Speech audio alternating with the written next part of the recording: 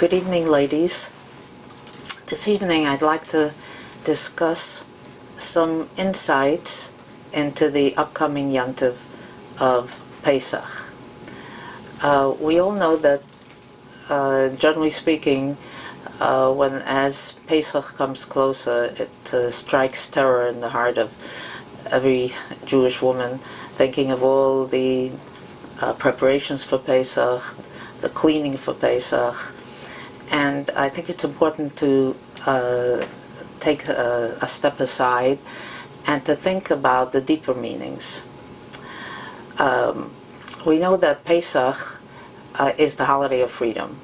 And what's important to understand is that the holiday doesn't only commemorate our redemption from Egypt, from Mitzrayim, so many thousands of years ago, but that every time that we celebrate a holiday, and specifically the Yontiv of Pesach, that we understand that there is a flow of energy, that which allowed us to go free at that time from Egypt.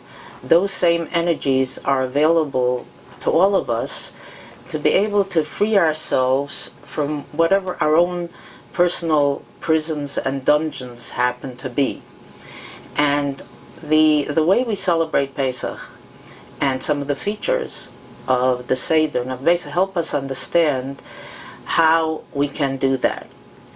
So the first thing that I'd like to talk about is the whole concept of what exactly happened on Pesach and how it relates to our lives.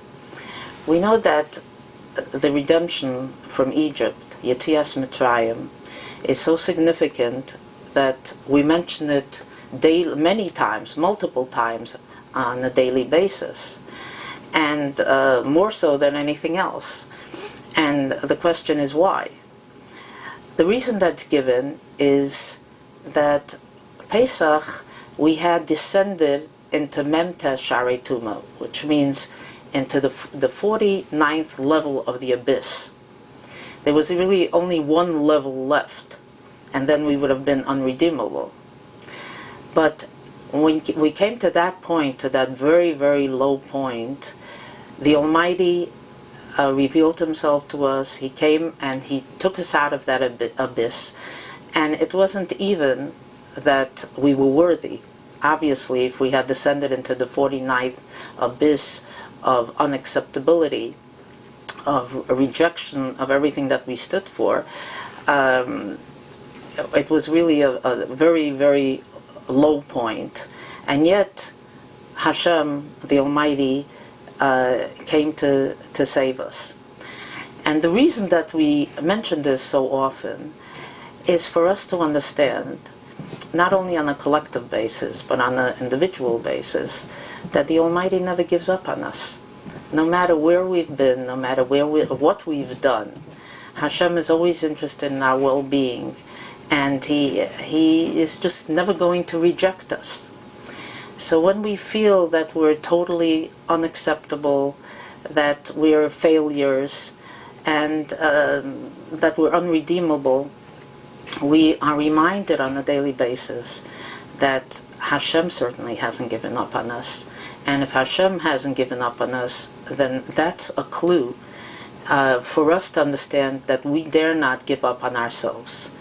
When we need to have faith in ourselves, no matter what our past has been. Hashem came at the time of Pesach. He descended into Egypt, and there was a glimpse. He gave us a glimpse of what our potential was, even though we were at such a low point. And this is something that we have to constantly remember, that regardless of where we find ourselves, there is this huge potential within each and every one of us, potential that is incorruptible. And what we need to do at the time of Pesach is, as we clean our homes, we have to work on cleaning out the rubble, that which obstructs that potential, and move forward into realizing the strength and the resources that we all have within us. Now, how to do this? How to do this is we get some clues from the mitzvahs of Pesach. So obviously the foremost mitzvah is the eating of the matzah. And the matzah really has many wonderful lessons to teach us. For one thing, we generally speaking say to ourselves, I know I have this potential and I am going to move forward in my life and to realize this potential, but not today, maybe tomorrow. Today I'm busy, I've got meetings, I've got such and so, whatever it is that keeps us so terribly busy, our frenzied existence. But I'll get to it. Eventually I'll get to it. The message of the matzah is, what is matzah? Matzah is something that it's matzah up to 18 minutes. You only have 18 minutes. After you pass that point, it becomes chametz. There's just a very, very small window of time for it to remain matzah, and after that, it becomes chametz. At the time of when the Jews went out of Egypt, they baked matzahs. They took matzahs with them, and everybody comments on the fact that what was the big deal? They were in Egypt for 210 years. They could have waited another few minutes after the 18 minutes, and it would have risen. The dough would have risen, and they would have had a wonderful soft bread to eat. Why hurry and have to leave right this minute? If 210 years, another few minutes wouldn't have made a difference. The point was that if you're willing to wait another minute to go free, then generally speaking, you don't go free.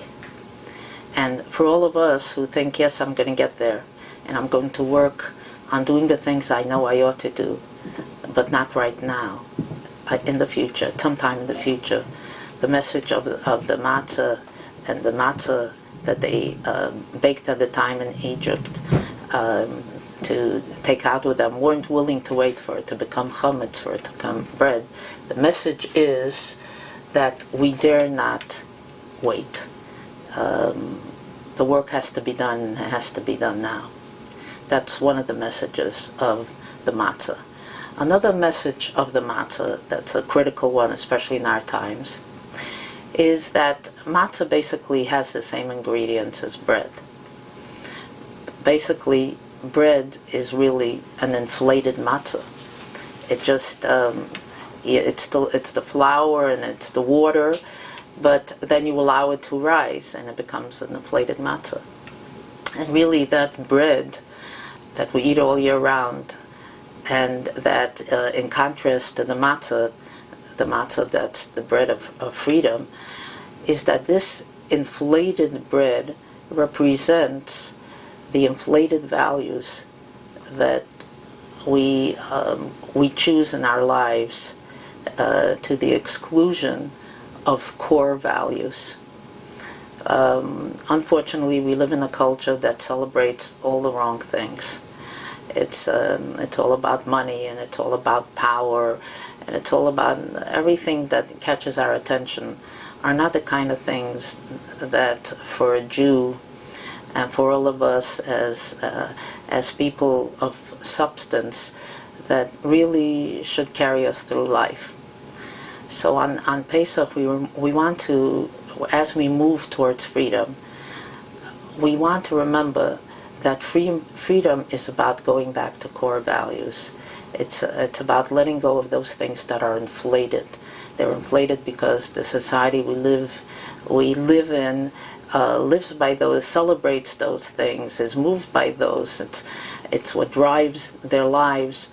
But that we need to as we move into freedom, we need to take a good look at our own personal lives and kind of reestablish the core values of family, the core values of our relationship with the Rebbeinu Shalom, the core values of being what we need to be on a personal level.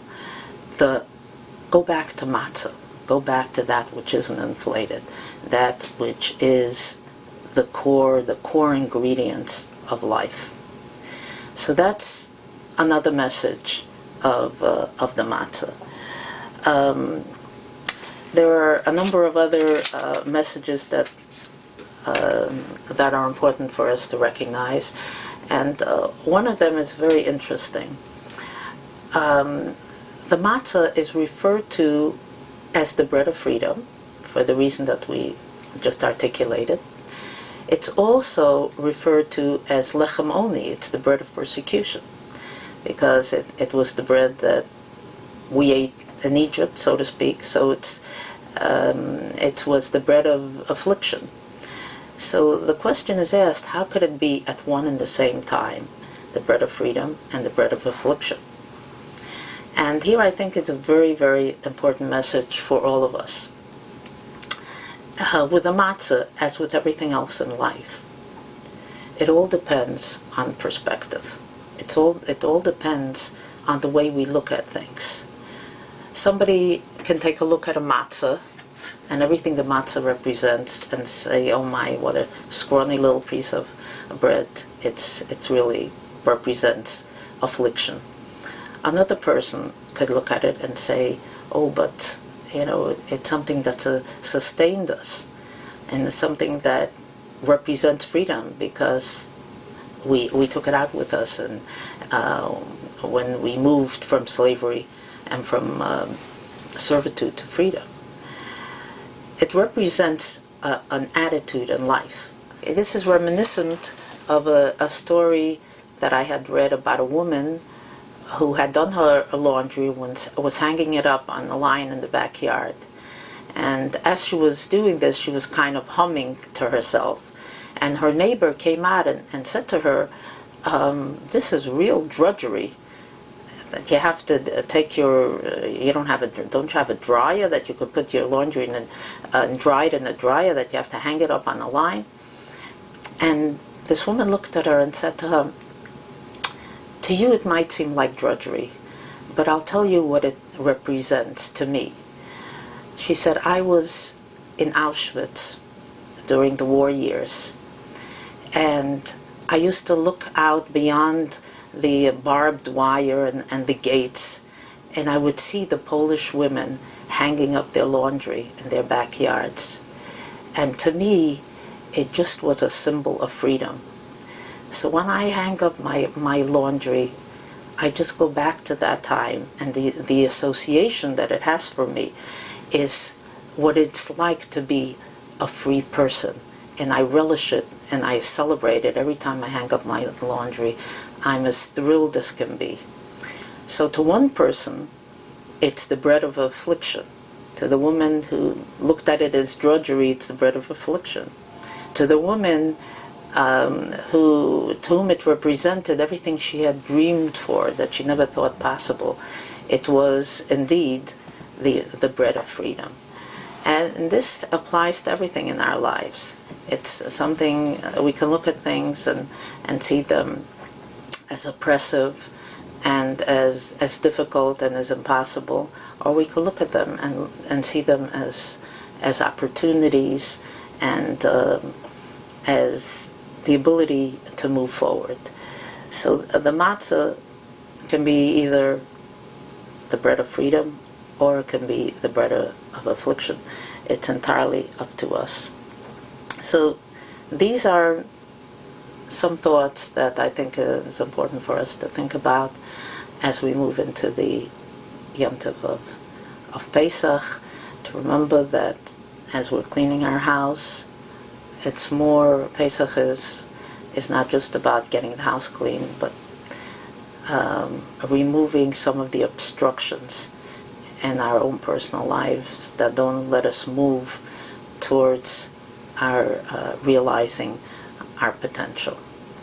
Let's hope that all of us will have a very fulfilling and meaningful Pesach, and that hopefully by next year Pesach will be replaced by the ultimate salvation, the ultimate redemption, when Hashem will bring Mashiach and the Gula Shlema will come, and we'll be celebrating a holiday of even greater magnitude.